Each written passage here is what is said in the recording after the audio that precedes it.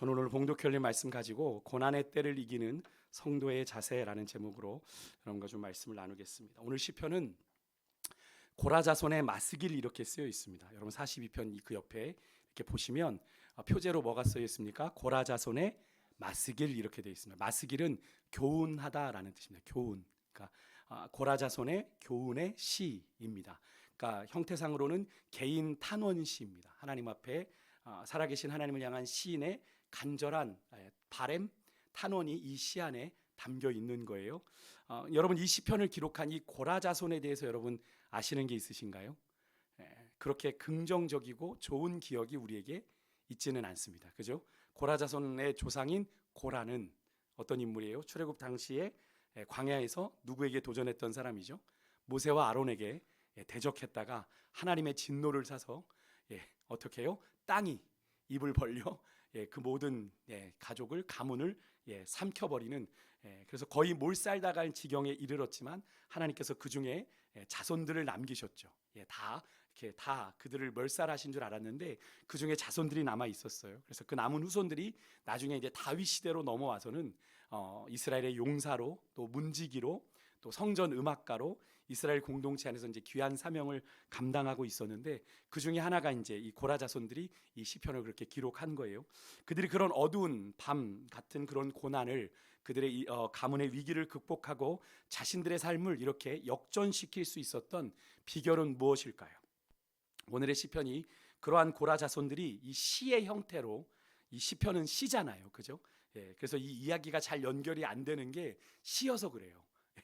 산문으로 쓰여 있으면 이게 어느 정도 뭐 조사나 이런 접속사를 통해서 앞뒤 문맥이 잘 이해가 되는데 시는 잘 안 되잖아요, 그죠?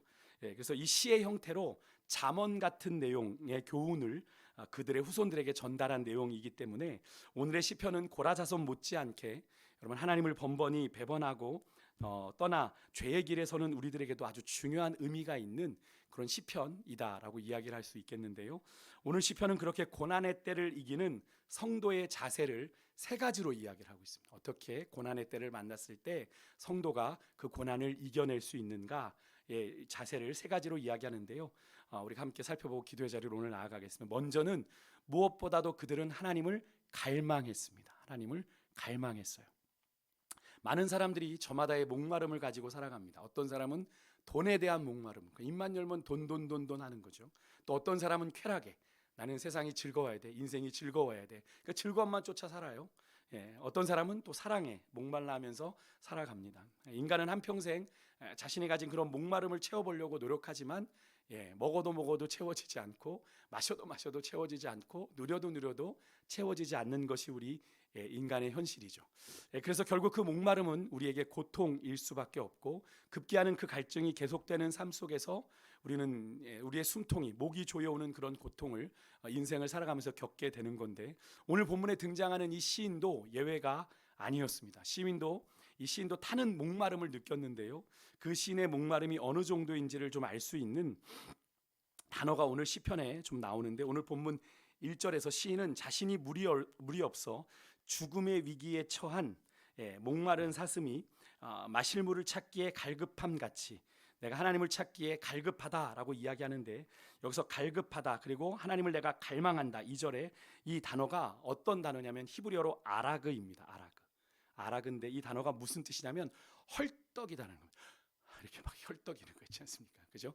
막 숨이 차서 헐떡헐떡하고 막 이렇게 코로도 막 분비물이 나오고 막 헐떡이는, 그러니까 생명을 유지하기 위해서 정말 물이 절대적으로 필요한 상황임에도 불구하고 물 한 방울 얻을 곳이 없는 그런 극한 상황에 지금 시인이 처해 있음을 이렇게 비유적으로 보여주는 장면입니다. 그렇게 숨이 막 곧 넘어갈 것 같이 막 이렇게 헐떡거리는 모습을 말하는데, 지금 이 시인의 상황이 구체적으로 어떤 상황인지 역사적인 배경은 알 수 없어요.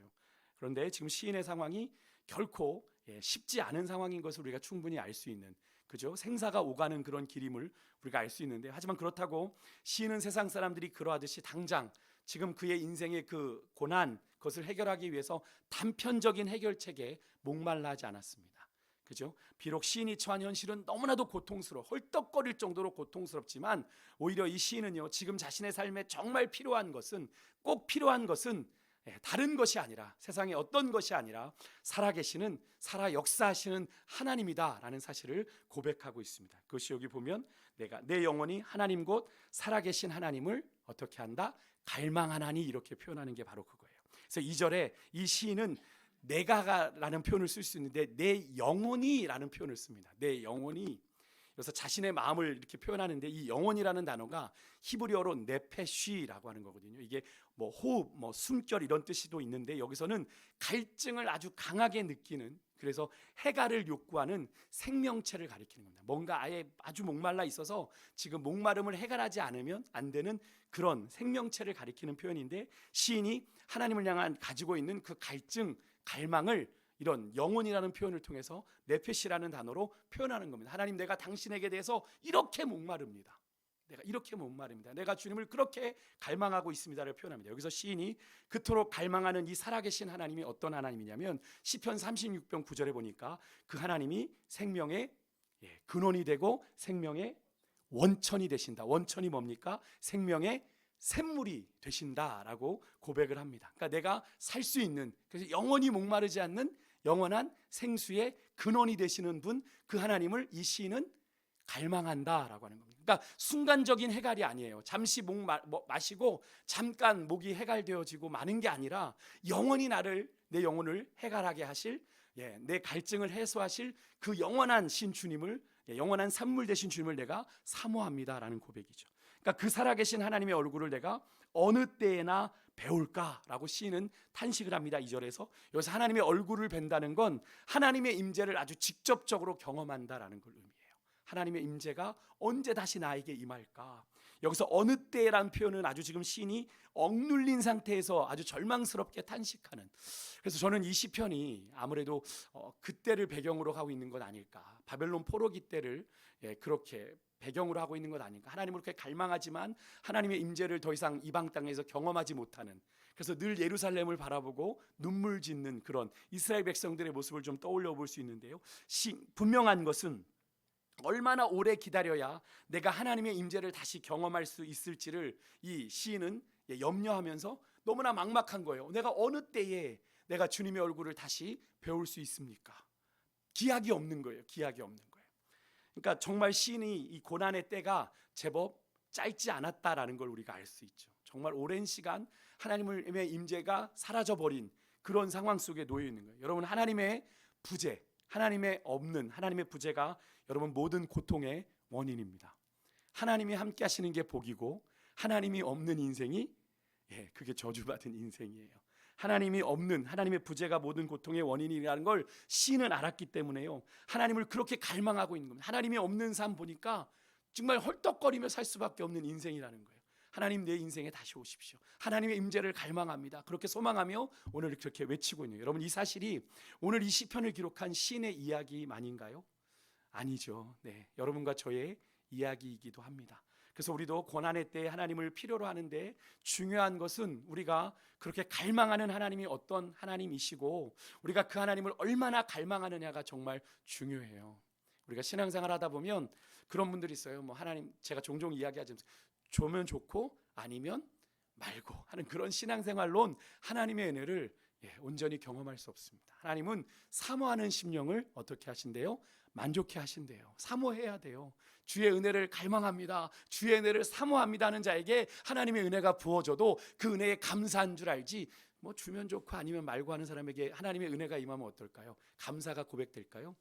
괜찮네. 진짜 그런 태도를 보이는 성도님들이 진짜 있어요. 그래서 옆에서 교육자로 볼 때 참 저런 당당한 믿음은 뭘까? 이런 생각을 목회자로 해봅니다.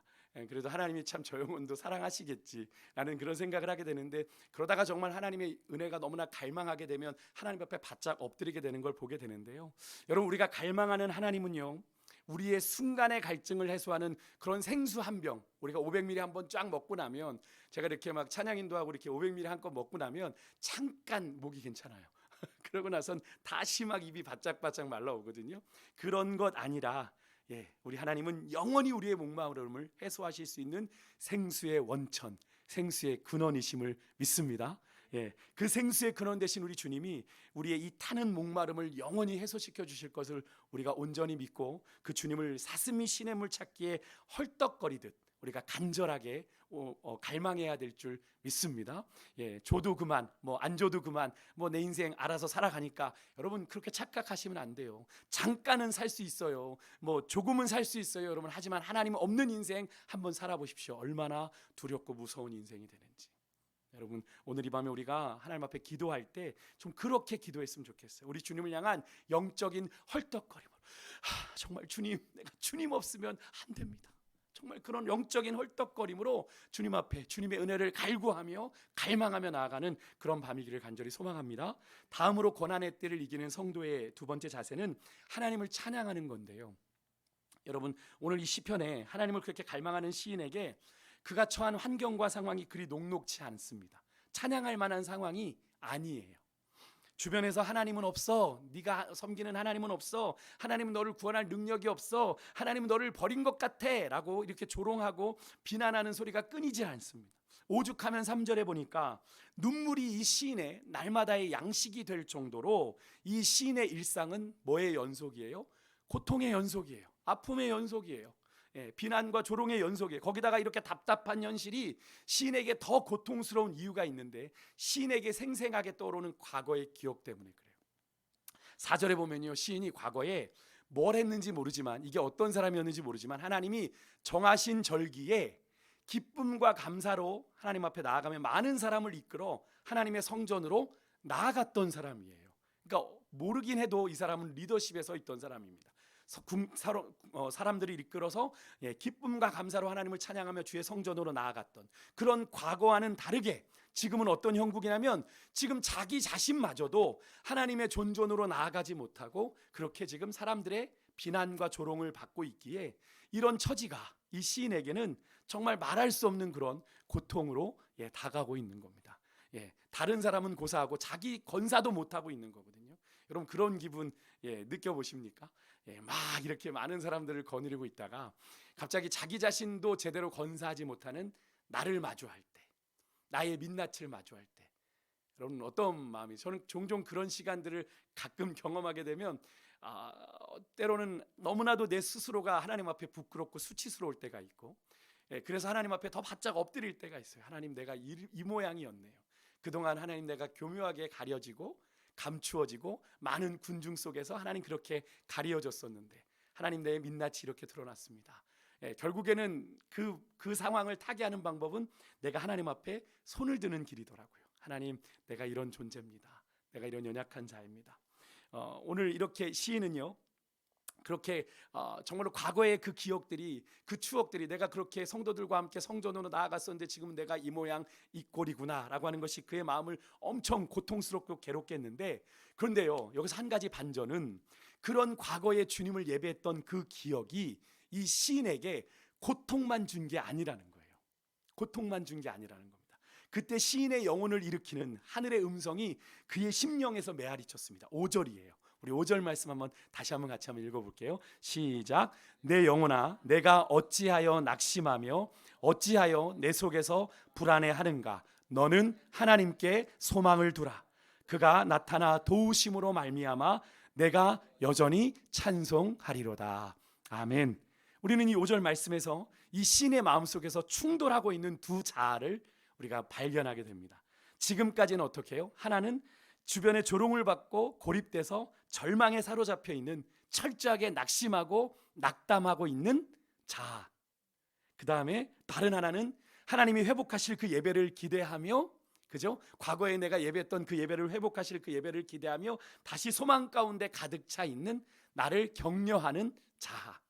두 자아가 지금 이 시인의 내면에서 부딪히고 있는 겁니다. 그러니까 불안한 자아와 믿음의 자아가 서로 그 안에서 지금 막 갈등을 일으키고 있는 거예요.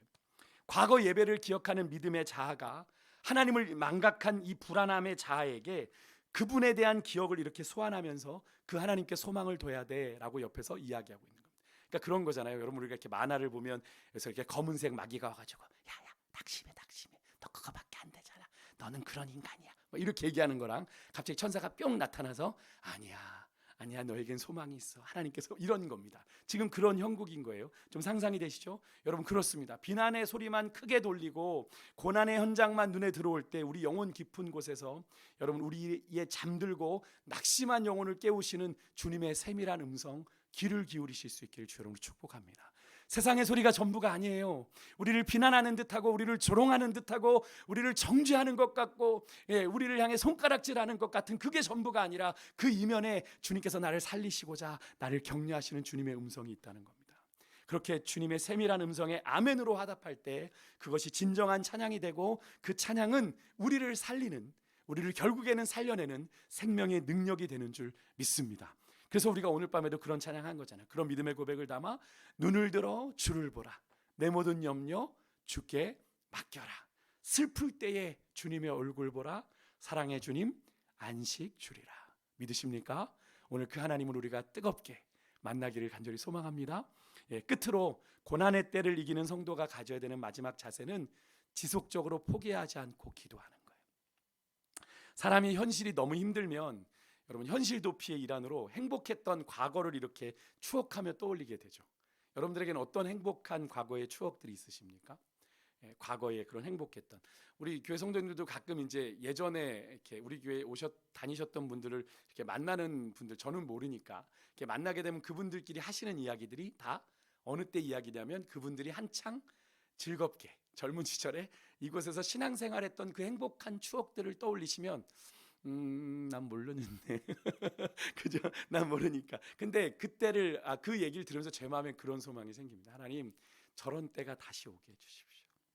우리 세강교회 안에 저런 은혜의 때가 다시 오게 해주십시오. 회복되길 소망합니다. 사모함이 있으니까 그런 이야기를 하는 거잖아요. 그 이야기를 왜 하겠어요? 그죠? 사모함이 없으면 안 해요. 사모함이 있으니까 그런 이야기를 하는 건데, 여러분 아마 여러분의 기억 속에는요, 여러분들이 힘들 때마다, 여러분이 고통스러울 때마다 꺼내보는 행복한 시절의 추억의 사진들이 분명히 있으실 텐데, 여러분 시인도 그렇게 과거의 기억을 떠올리고 있는 겁니다. 시인은 정말로 비참한 이 현실 속에 그 고통에 신음하기보다 그 고통의 현실에서 누구를 떠올렸냐면 하나님을 떠올렸습니다. 하나님. 특히 6절에 보니까 하나님께서 이스라엘에게 베푸신 은혜를 기억을 했어요. 하나님이 이스라엘에게 베푸신 은혜를요. 시인의 상황이 그렇게 녹록해서가 아니에요. 그럴 만한 여유가 있어서가 아니에요. 사실 지금 시인의 상황은 여러분 7절, 9절, 10절에 보면 하나님이 이제는 이스라엘을 버리신 것 같아. 잊어버리신 것 같아요. 원수의 압제에서 그냥 이스라엘을 내버려 두시는 것만 같은, 원수의 비방과 조롱이 멈추지 않는 그런 아주 비참한 현실에 놓여 있어요. 어디에도 소망이 없는 것 같은. 그래서 시인의 마음이 지금 어떤 상황이냐면, 여기서 내 마음이 낙심했다, 이런 표현이 뭘 의미하냐면 그의 영혼이 완전히 녹아버리는 것 같다. 그러니까 마음이 그냥 문드러진다 그러잖아요. 그죠? 너무 마음이 아프면 마음이 문드러지는 그런 상태에 지금 있는, 그런 고통스러움을 경험하고 있어요. 삶의 의지, 그것도 다 내려놓은 상태. 그런데 그런 와중에 시인은 하나님이 임재하시는 성전에서 멀리 떨어진, 지금 여기 보면 요단강, 헤르몬, 미살산, 다른 건 모르겠지만 헤르몬 어디입니까? 저 북쪽에 있는 산이잖아요. 그죠? 헐몬의 이슬이 내림 같고, 그죠? 형제가 연합하여 동거함이 어찌 그리 아름다운 거면서 헐몬의 이슬이 아론의 얼굴에 내림, 그것처럼 저 멀리 있는, 그러니까 지금 이 시인은 그렇게 하나님과 멀리, 시간적으로 공간적으로 멀리 있음에도 불구하고 어떻게든 하나님과의 그 기억을 소환해내려고 떠올리려고 애쓰고 있는 장면이에요. 시인이 하나님과 거리가 어느 정도인지 이 요단강, 헤르몬, 이 미살산에서 우리가 좀 알 수 있죠. 상당한 거리감이 있는 거예요. 그런데도 시인은 하나님과의 그런 영적인, 육적인 거리감을 느끼고 있음에도 하나님을 어떻게든 기억해내고자, 하나님 그런 하나님이시지 않았습니까? 하나님 우리에게 구원을 베푸셨던, 은혜를 베푸셨던 그 하나님 아닙니까? 비록 하나님 우리의 모습은 이러하지만 하나님 은혜를 베풀어 주십시오. 그렇게 하나님을 기억하고 있는 거예요. 특별히 7절에요. 시인은 주님의 폭포 소리, 깊은 파도와 물결이 시인을 철저하게 죽음으로 몰아가고 있는 지금 절체절명의 순간에 있거든요. 그것을 고백하면서 8절에서는 그런데도 불구하고 시인이 과거에 하나님이 베푸신 은혜를 여러분 기억하면서 다시 하나님께 감사하고 찬양하게 해달라고 계속 기도하고 있는 것을 우리가 8절에서 보게 됩니다. 낮에는 여호와께서 그의 인자심을 베푸시고 밤에는 그의 찬송이 내게 있어 생명의 하나님께 어떻게 하리로다? 기도하리로다. 그런데 시인이 그 와중에 이렇게 기도를 포기하지 않는 이유가 있는데 오늘 본문 8절과 9절에 나오죠. 시인은 하나님의 인자하심을 믿었어요. 그리고 생명의 하나님이자 반석 되신 하나님에 대한 분명한 믿음이 있었다라는 겁니다. 하나님은 결코 우리를 포기하지 않으신다 라는 그 하나님의 인자하심에 대한 믿음이 있어서 시인은 그 절체절명에, 어쩌면 지금 죽음의 끝자락에 서 있지도 모르겠어요. 절벽 끝에 서 있는 것 같은 그런 가운데서 하나님을 향한 기도를 포기하지 않고 있는 겁니다. 그런 시인에 대한 믿음이 지금 그가 처한 현실은 9절에 하나님을 향해 어찌하여 라고 얘기를 하잖아요. 9절에 보면 내 반석이신 하나님께 말하기를 어찌하여 나를 잊으셨나이까? 내가 어찌하여 원수의 압제로 말미암아 슬프게 다니니까? 어찌하여를 두 번이나 쓰면서, 그죠? 답답한 마음을 왜 나를 잊으셨나고 탄식할 만큼 지금 이 시인의 상태는 처절하고 힘들지만 하나님을 향한 기도의 끈은 놓지 않았단 말입니다. 여러분, 그래요. 여러분, 기도가 여러분의 삶의 반경에서만 여러분 돌아가서는 안 됩니다. 여러분, 여러분의 기도가 여러분의 삶의 반경에서만 머물면 뭐만 있겠어요? 한숨과 탄식밖에 나오지 않습니다. 변화의 여지가 없는 거예요. 여러분의 기도의 지경을 바라기는 하나님의 은혜의 반경으로 넓히면 여러분, 우리가 고난 중에도 낙심 중에도 그 하나님의 은혜로 말미암아 넘치는 감사, 넘치는 기쁨을 경험하게 될 줄 믿습니다. 오늘 이 밤 여러분의 기도의 지경이 그렇게 넓어지길 소망해요. 하나님의 은혜의 반경으로 여러분의 기도의 지경을 넓히십시오. 하나님, 내가 내 힘으로 살 수 없습니다. 내 노력으로 할 수 없음을 내가 깨닫습니다. 주님의 은혜로 내 삶을 덮어주십시오. 그렇게 고백할 때 고난 중에도 낙심 중에도 우리는 감사와 기쁨을 경험하게 된다는 거예요. 오늘 보면 11절 보세요. 앞에 나오는 5절과 되게 비슷합니다. 아, 반복해서 써놨구나 라고 느낄 수 있는데 약간 다른 건 느끼시나요? 5절과 11절 한번 읽어보세요. 5절에 보면 내 영혼아, 내가 어찌하여 낙심하며 어찌하여 내 속에서 불안해하는가? 너는 하나님께 소망을 두라. 그가 나타나 도우심으로 말미암아 내가 여전히 찬송하리로다. 11절은 뭐가 다르냐면 다 똑같은데 내 하나님을 여전히 찬송하리로다. 요 마지막 한글로는 요 차이가 있는데 원문을 보면요, 5절에 내가 여전히 마지막 찬송하리로다를 직역하면 그의 얼굴의 구원에 내가 감사할 거다. 이렇게 약간 3인칭의 표현으로 하나님의 구원에 내가 감사할 거다라고 써 있는데 11절에는 내 하나님을 여전히 찬송할 거다라는 그 원문을 직역하면 내 얼굴의 구원이신 내 하나님께 감사할 거다. 인칭이 바뀌었어요. 3인칭에서 1인칭으로 바뀌었어요. 나의 구원으로. 그의 구원이 나의 구원이 된 거예요. 믿으십니까? 여러분, 그의 구원은 거리가 있어요. 근데 그 구원이 내 구원이 되었다라고 11절에 고백한 미세한 차이인 듯 보이지만 시인은요 5절에 비해서 보다 더 적극적으로 하나님의 구원에 대한 신뢰, 믿음을 고백하고 있는 거죠. 그죠? 하나님의 구원하심에 대한 더 분명한 확신이 이 시인에게 생긴 거예요. 여러분, 오늘 이 시인이 그랬던 것처럼 여러분, 우리는 고난의 때에도 우리 주님이 베푸시는 은혜 체험할 수 있는 줄 믿습니다. 신앙은요, 하나님이 부재하는 것처럼 보이는 현실 가운데서도 과거에 역사하셨던 하나님을 기억하고 그 하나님이 미래에도 역사하시고 일하실 하나님을 기대하는 게 신앙이에요. 신앙은 지금 내 상황이 그렇더라도 과거의 내 인생 가운데 역사하셨던 그 하나님에 대한 믿음으로 미래에도 그 하나님이 역사하실 것을 믿고 나아가는 겁니다. 그래서 우리의 믿음의 고백이 늘 어디로 향하게 됩니까? 하나님을 사랑하는 자, 곧 그 뜻대로 부르심을 입은 자들에게는 모든 것이 합력하여 뭐를 이루어요? 선을 이루느니라 라고 하시는 이 말씀으로 귀결되게 되는 거죠. 우리의 삶이 비록 지금은 고난이고 역경이고 어려움이라고 할지라도 하나님의 선하신 섭리 가운데 우리가 살아가고 있으면 하나님은 결코 우리를 포기하지 않으시고 우리를 살리시고 우리를 구원하시고 우리를 회복하실 거다라는 믿음을 고백하는 게 그게 신앙이에요. 여러분, 사람의 내면에는 아까도 우리 시인의 마음속에서도 부딪히는 두 가지, 나를 낙담하게 하는 자아와 나를 격려하는 자아가 공존해요. 늘 나를 불안케 하는 자아가 있고 나를 믿음 안에 서게 하는 자아가 늘 공존하는데요. 여러분, 신앙은요, 믿음의 자아가, 하나님을 향한 믿음의 자아가 우리를 끊임없이 불안하게 하는 자아를 넘어설 때 작동하는 것이고, 여러분, 그 순간에 비로소 새로운 영적인 역사가, 생명의 역사가 일어나게 되는 걸 여러분 믿으시길 바랍니다. 믿음이 우리의 불안과 공포를 넘어서게 될 때 믿음의 역사가 일어나게 되는 거예요.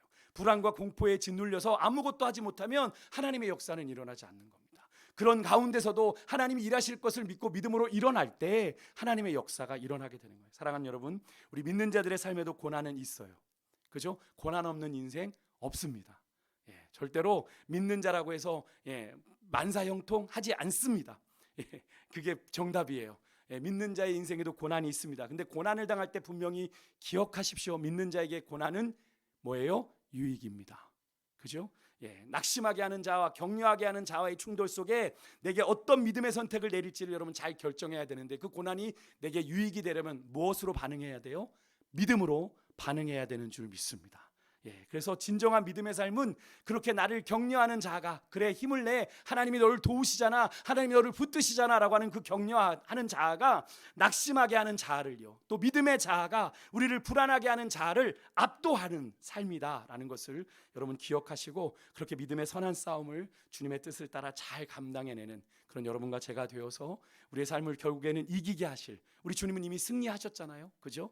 우리는 하나님께서 이기신 그 승리를 확인하며 믿음의 길을 걸어가게 되는 것인데, 지금 내가 당장 내 현실에 당한 그 고난, 역경으로 인해서 우리가 낙심하지 말고 합력하여 선을 이루실 주님 바라보고, 어떤 상황 속에서도 우리가 지난주에 말씀 나눴죠. 아브라함은 하나님만을 믿었어요.